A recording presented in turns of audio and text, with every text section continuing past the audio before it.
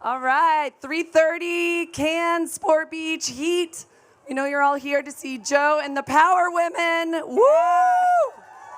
Yes, let's do this.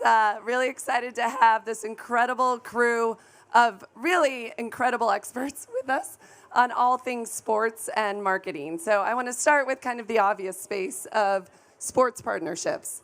Obviously critical to marketing in 2024, but also in terms of getting ROI. So Maggie, this year, United Airlines definitely entered the chat when it came to the Super Bowl and your strategy that was so market specific. I'd love to hear you talk a little bit about the strategy and also the ROI you saw from it. Amazing. Hi, everyone. Thanks for being here. So we did what we believe is a Super Bowl first. We made geo-specific Super Bowl commercials. So we proudly sponsor and fly 7 NFL teams. So we have the marketing rights to talk about those relationships, and we thought, let's actually use that. So we partnered with Kyle Chandler from Friday Night Lights. He was in our commercial, and we had him film, I think, close to 48 different versions where he was actually able to speak to individual cities. Cincinnati was one of them. He was able to speak to Denver, to Chicago, say the city by name in the opening 3 seconds of the commercial, say the team name if we had that official relationship with the team. And so when you think about that, a lot of the times when you're watching the Super Bowl, it's a brand, advertising to the lowest common denominator. And so to have a brand come into your living room on Super Bowl Sunday, advertising's biggest night, and speak to you directly felt pretty differentiating for us. And we, of course, track, do people buy tickets off of it? Do they like us? Do they follow us? The answer was yes. We went into some markets that were not cities that we tend to do a lot of advertising in and saw great results. It's awesome. Very fun work. Go watch it if you haven't seen it. Thanks to 72 and Sunny, who did it with us. Happen to be your partner. It's awesome. Diana, Colgate-Palmolive has incredible brands underneath it who have done pretty iconic things in sports throughout the years. Talk to us about how you evaluate partnerships. Partnerships is a huge part of how we engage and maintain relevancy with consumers. We're a 218-year-old company. We invented toothpaste, but we have awesome brands like Fabuloso, Suavitel. We're also the #1 brand in the planet. That is not a low-key brag. Those are just facts. But the cool thing about Colgate is we do a lot of awesome stuff for the community. So we're really focused on the community. We were the first investors in what's called the women's game. So we were into women in sports before it became a thing. And we really sponsored that because it was a way for women to get access to sports in a way that was affordable. So it's a track and field event. It doesn't require a lot of expensive equipment. And several women have gone through the women's games for the past 49 years, including J-Lo, which is pretty awesome. But we don't just stop there. We are very much so engaged with a lot of different community groups around the world. We over-index with the Hispanic community, and we leverage sports as a way to be the common denominator. If you think about a way that consumers can connect and engage not only with your brand, but find commonality, sports is a great way to do that. I love it. And hell yes to supporting women's sports. Joe, I know you're really selective in how you pick partners and brands that you partner with. I'd love to hear from an athlete perspective what's important to you in choosing partners like Guinness and Kroger and why you choose them. Yeah, I'm always looking for brands that kind of share the same values as me. I do what I do on the field, and that is going to help build my brand and the brand of my partners. So I really want somebody that is going to understand that really comes first for me, and then able to help facilitate that as well. And all my brands are very active in my foundation as well, and that has been great. I'm partnered with Bose, and they've done a great job helping my community. They're giving speakers to my high school. That is very important to me to help give back to my hometown, and I'm really looking for long-term relationships. I don't really enjoy the one-off with brands for a 30-minute something. I like long-term relationships to help build my brand, build their brand, and go from there. I love it. It's so important, and I think kind of a great segue to Julie. The Pop-Tart Bowl and Cheez-It Bowl made big headlines this year in the world of college football, especially an edible mascot. I'd love to hear you talk about how you make those decisions and the ROI you expect to see from them. Yeah, so we have, just for context, Kellanova is a new version of Kellogg's. Everybody knows Kellogg's, and we have great brands like Pop-Tarts and Cheez-Its and RX Bar and Eggo, Rice Krispie Treats, Pringles. So we have great iconic brands. And for us, when we think about passion points of consumers, maybe better said, like we think about it kind of short and long term. So we start with kind of long term, like what are the passion points of consumers, sports being an obvious one that tie really well with the architecture of our brands. And we think about that in terms of ROI as more of a long term. How do we build relevancy? How do we build kind of connections with consumers over time with our brands? But the other important thing about sports is it's an occasion. Football viewing on Sunday is an occasion where you go shopping and you're buying snacks for your home party or your tailgate, or even in-venue activation where you're at the game watching. Snacking is a really important part of that experience, and that's a more short-term return for us because it drives to immediate purchase. So we think about it in both regards. I love that. All right, we're going to pivot a little bit here to bravery. As I look at this badass group of leaders here, I think it's something that is incredibly important as marketers today. There's been a couple conversations about this. There's a lot of pressure on you all to make big calls very quickly or take big swings if you want to take risks versus playing it safe to see results. I think, Joe, you make lots of big swings every single day and lots of calls as a quarterback. So I'd love to hear you all say where you get your bravery from, and tips for marketers and young people out there who are aspiring to be in these seats one day. I'd say you have to throw out the playbook, to use a sports term. There's truly nothing that we do at United Airlines today that's the same as what we did even 4 or 5 years ago. And so, we talk about change and innovation in this sector, but we really have to practice what we preach. There are more ways than ever to ignore advertising and traditional marketing channels. And we can all go to conferences and events like this and kind of, woe is me. But we actually have to do something about it. A good example for us at United, we are proudly the front of jersey sponsor for Wrexham AFC, which is a football club, soccer team that plays in Wales. And we are the largest airline in the world, but we do not fly to Wales. We will never fly to Wales. So that took some bravery to say, hey, we should go be on the front of jersey. It's not about getting people in Wales to fly United Airlines. It's because Wrexham is really part of the cultural conversation. We've inserted ourselves into their social content to Welcome to Wrexham, the docuseries on Hulu. That's modern day marketing, making sure you're you're part of the fabric, so you can't be ignored. Well, for me, I'm a black woman in corporate America, so that's bravery in and of itself. Most rooms and spaces that I'm in weren't designed for me to be a part of them. So, especially after the murder of George Floyd, I make sure to use my privilege to make space for underrepresented groups. And I think you see a lot of that in a lot of the work that's been done in sports. I'm also a non-traditional marketer, so I'm a CMO on top of that. I don't have an MBA. I have a non-traditional background, but yet I run the marketing organization. And so my advice to younger marketers is throw out the textbooks. Stop following the legacy and the career paths that folks have told you, because the unique experiences that I bring in with the career that I have actually positioned me to be in a better spot than my peer set, and to get the roles and the experiences and the jobs and to be on stages like this, and then to leverage my privilege so that other people who look like me or are underrepresented have a seat at the table and a voice that isn't always afforded to us.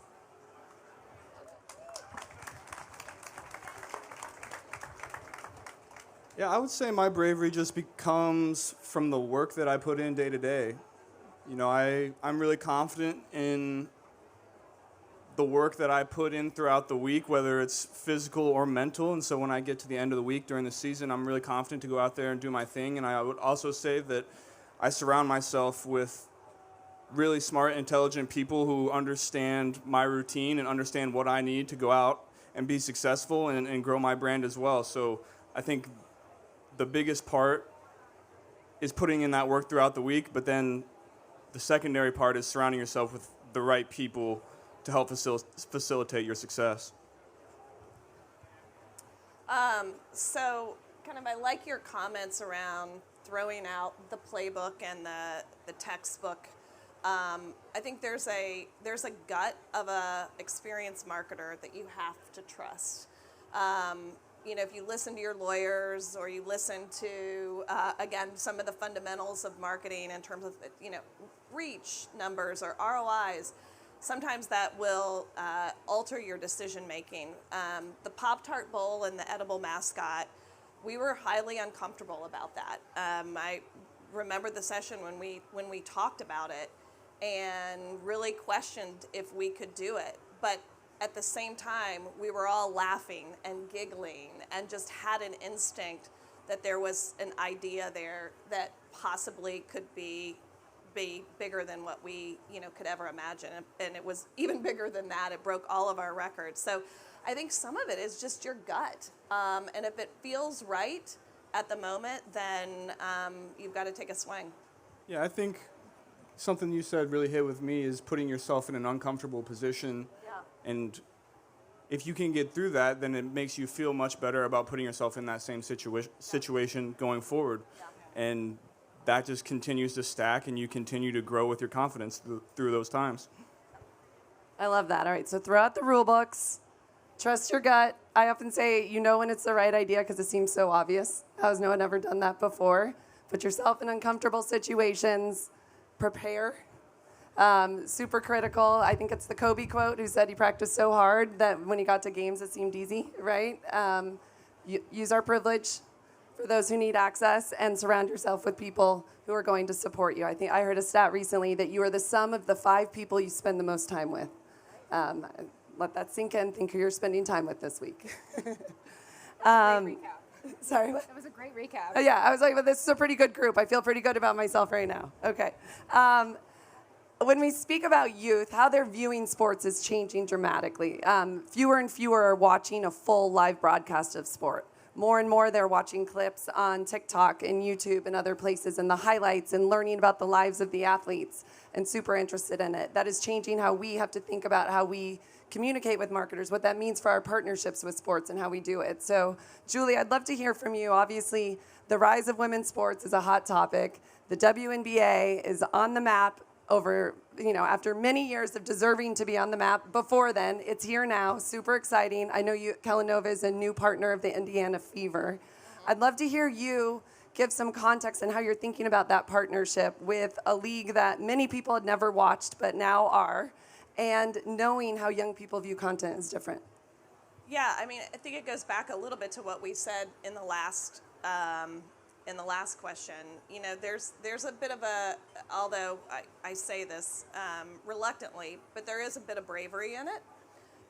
It's a new trend as a marketer, women's sports, but the facts are the facts in terms of viewership and relevance and social influence, and it kind of hits you over the head. And so for us, we approach this as a growing trend that we wanted to be kind of early stage in, so that we could learn, see how it works. And this partnership with Indiana Fever was perfect because it's in our hometown, or we're a Midwest company, and it worked really well for us as a great place to kind of test and learn. And so we're approaching it as we believe it's the right thing from what the consumer is telling us.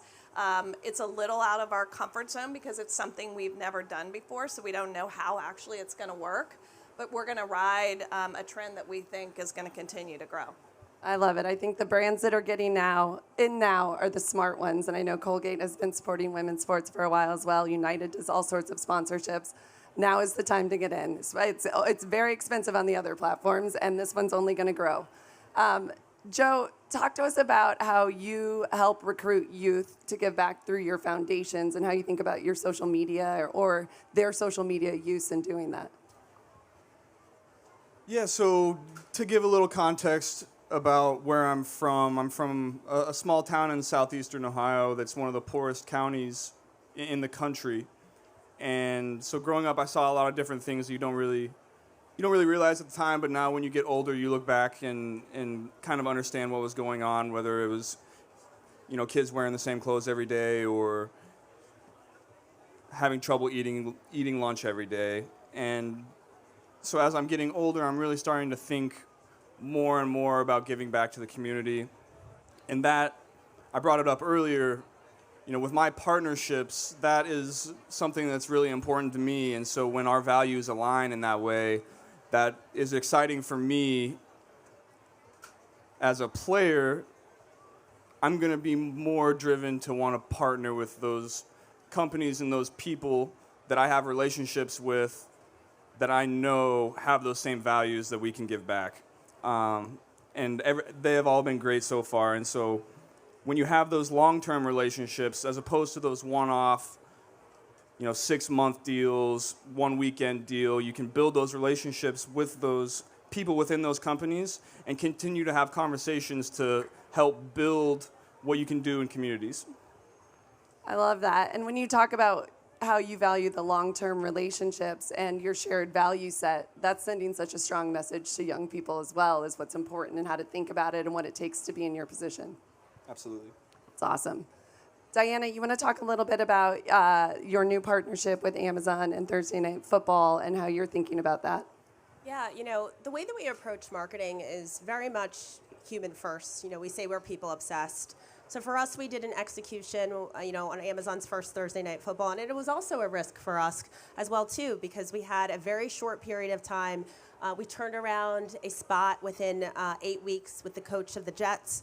We wanted to be the first in this space. And I think to the point that you were making earlier, it's aligning the art and the science and really knowing your gut and saying this is going to be something we already know that people, are engaging, but here's a platform that's doing it in a new and different way. And being first to a platform is exciting. And sometimes you take the leap and you go and you be first and you do that thing.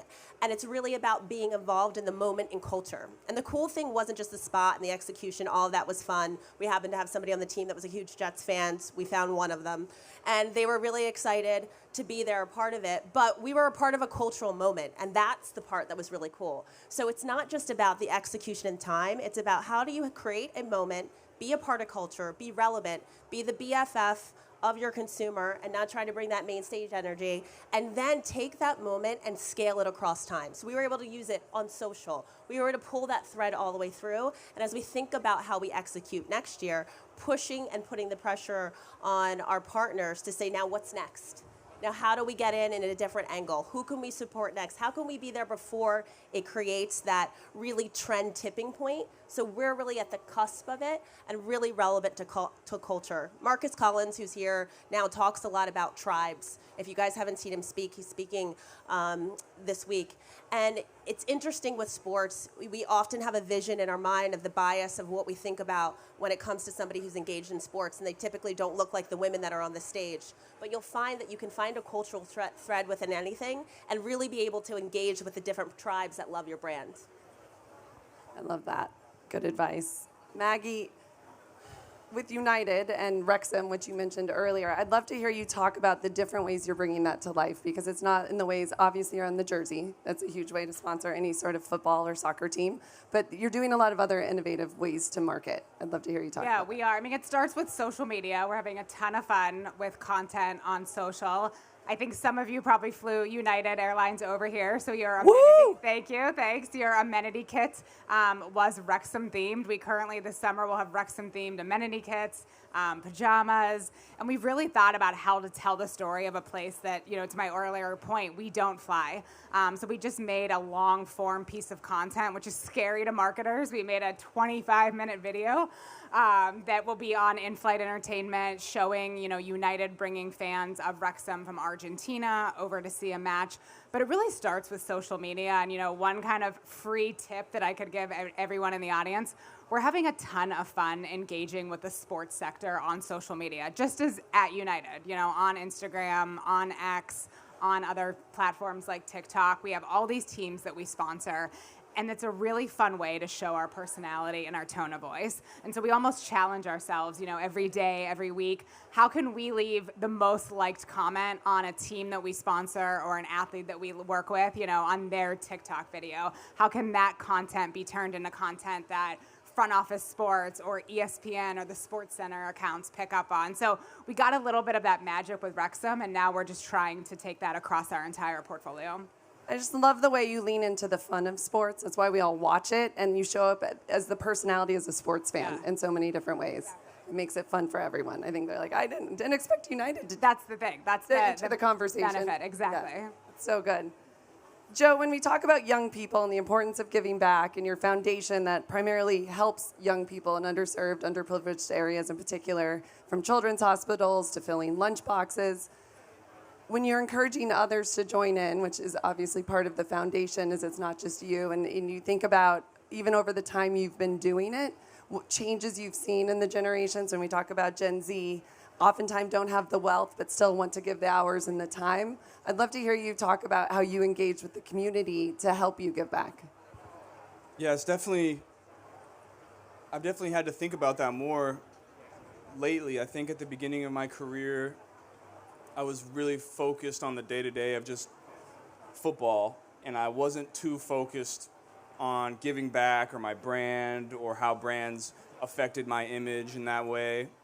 And then now that I'm getting a little older and I'm understanding the NFL season, the off season, getting more used to my routine, I'm starting to think about ways that we can help more efficiently.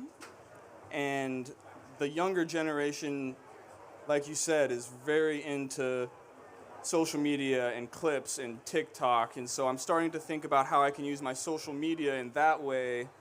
Because I've never really posted much on social media, but these days I'm starting to think more and more about how I can affect the younger generation and how I can use the brands that I'm partnered with to do that. And I think if I understand the brand and the brand understands me, then we can make content that is authentic enough. I think that's the hard part, is making content that feels authentic through the brand and through the athlete. And I know I keep coming back to the long-term relationships, but I really think that if you're in those long-term relationships with brands and you understand them and they understand you, you can make that authentic content to really do the most good. Absolutely. It's so critical. It has to feel true to who you are for them to believe it, right? And to want to engage in it. And it's the same for all of these brands when we talk about United's personality and how it shows up, or the Pop-Tart and how it shows up and makes everyone laugh. That's the fun part of it.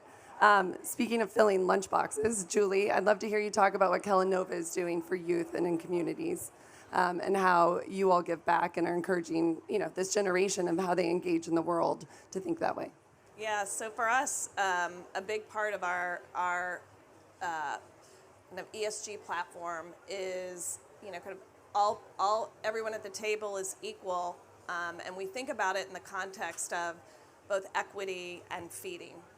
And so a lot of our initiatives are based on, hunger initiatives or funding farmers that, maybe developing new technologies and getting them off the ground. We do a ton of work kind of in the school space and helping sure, kind of lunch boxes, or that, every kid has a breakfast in the morning. So we really think about that in terms of, kind of I'd say the unique role of our portfolio and what role we can play in giving back. So, love that. Maggie, United also partners with the PGA Tour, but instead of just doing some ads during the PGA Tour, you've chosen to approach it in a different way. Can you talk a little bit about your partnership and the HBCUs? Yeah, one thing we've done, especially, because of the pandemic, was really dust off a lot of long-term relationships we had within sports. So, these contracts and partnership deals that have been around for a long time, but said, how can we approach it in a different way?